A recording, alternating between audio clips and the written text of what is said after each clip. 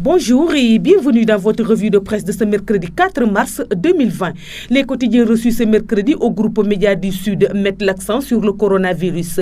Les rapports de l'Office national de lutte contre la fraude. 2 cas, bonjour les dégâts, s'exclame à sa une témoin qui souligne que les Sénégalais ne sont pas rassurés malgré les assurances des autorités. Le ministère de la Santé et de l'Action sociale a annoncé mardi un nouveau cas de coronavirus chez un ressortissant français âgé de 80 ans. Le second enregistré par le pays après la découverte la veille d'un premier cas sur un patient de nationalité française. Avec l'annonce de ce deuxième cas, la psychose gagne le pays. Selon l'AS qui note un business florissant autour des masques et des produits antiseptiques.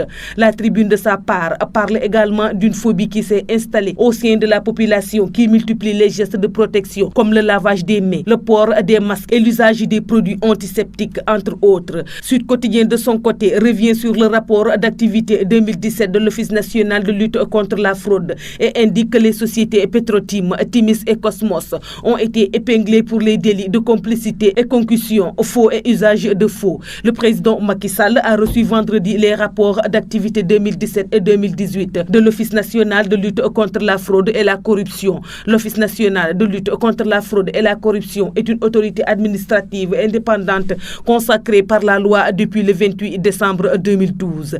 Elle a pour mission la prévention, la lutte contre la fraude, la corruption, les pratiques assimilées et les infractions connexes. La loi numéro 2014-17 du 2 avril 2014 relative à la déclaration de patrimoine a également confié à l'OFNAC la responsabilité de recevoir les déclarations de patrimoine des personnes assujetties. À propos de ce rapport, l'observateur note que l'OFNAC livre les secrets de la mafia et fait de graves révélations sur Petrotim, l'agence sénégalaise d'électrification rurale. Le SAMU principal, la Chambre des métiers, l'agence de construction des bâtiments et édifices publics.